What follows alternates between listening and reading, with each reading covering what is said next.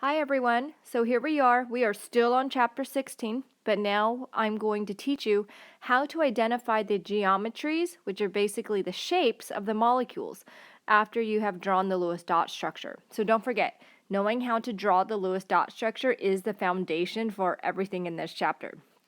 Okay, so one of the handouts that you received had the geometries for 2, 3, and 4 attachments. So that has all of the shapes on them. So I'm going to go over that handout and what the shapes are.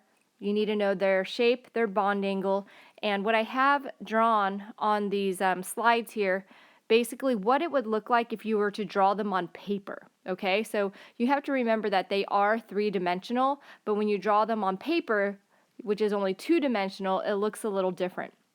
So let's start with the two attachments. So if it has two attachments, it will look something either like this.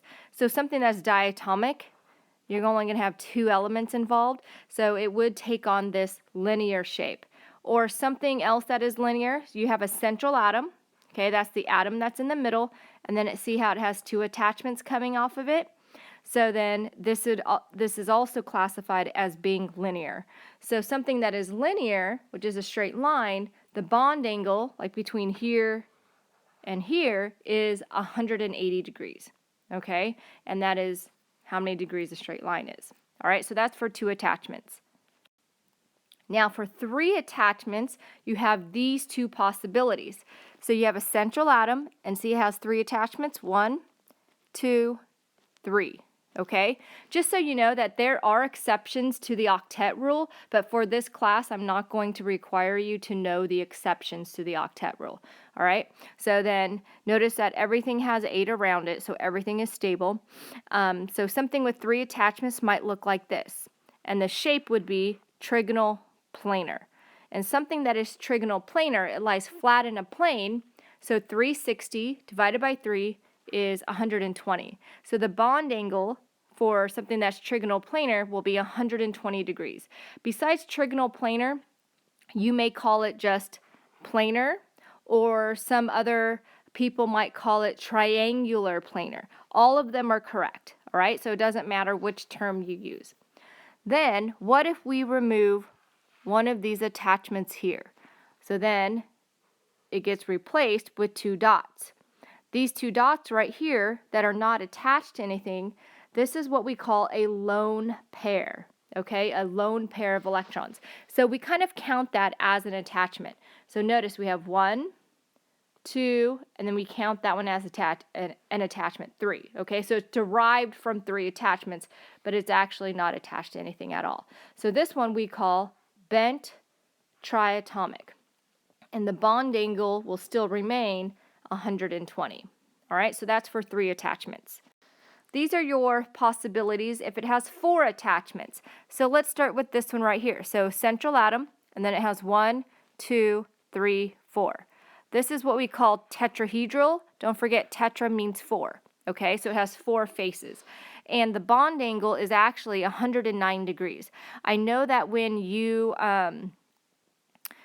draw them on paper, it looks like it's 90 degrees, but when I show you the model in class, you'll see that it's actually 109, okay? The atoms are going to get as far away from each other as possible, and that is what is referred to as, well, all of these geometries in general are based on what is called the VSEPR theory. Okay, VSEPR stands for valence shell electron pair repulsion theory. And that's how we get all of these different shapes and geometries for the molecules. So basically the atoms, okay, they want to arrange themselves as far away from each other as possible, and that's to reduce the repulsion in the molecule to make it more stable. All right, and that's how we get all these different shapes. So if I take one of these attachments off, such as this one, okay, so we're going to remove that attachment. All right, so now we end up with the lone pair. So we still have, this is a shape that is still derived from 4 attachments, right? 1, 2, 3, and then the lone pair counts as 4, all right? And then the shape is actually going to be called pyramidal now. And notice what happens to the bond angle. It gets reduced by 2 degrees. Okay, it gets reduced by 2 degrees. Then what if we take off another attachment? All right, so we take that one off, then it looks like this. So you can see how it is still derived from 4 attachments. 1, 2, 3, 4. All right, but those 2 are taken off. And so this one is called bent. Now this is different than the previous one that we just talked about. The previous one we talked about was called bent triatomic because that was derived from 3 attachments. So if it's just bent, this one comes from 4 attachments. And then look what happens to the bond angle. All right, the bond angle is going to be reduced by an additional 2 degrees. So it goes 109, 107, 105. All right, this electron pair here, the electron cloud pushes down on the bond angles, and that's why it decreases by 2 degrees every time. All right, so all of these shapes and bond angles will need to be memorized for your test. Okay, the next thing that we're going to talk about is polarity, all right, polarity.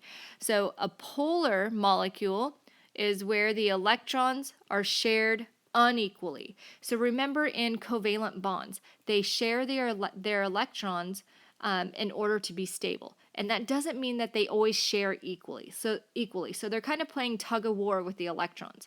So if it's polar, they're being shared unequally, okay? So polar basically means it creates 2 poles, a positive end and a negative end, or you can say a north pole and a south pole. So when I say that a molecule is polar, sometimes I make an analogy to someone who is bipolar, right? They have 2 opposite ends to their behavior. All right, then we have nonpolar. Nonpolar, which means no poles, because the electrons are shared equally. Okay, the electrons are shared equally if it's nonpolar, so no poles. And then right here, I have how we determine the polarity. So polarity is based on the difference in electronegativity values. So the larger the difference, the more polar it is, right? So the larger the difference, the more polar it is. So let's kind of just review our trend for electronegativity, right? So I'll just write this right here. So if you remember from chapter 14, which element is the most electronegative?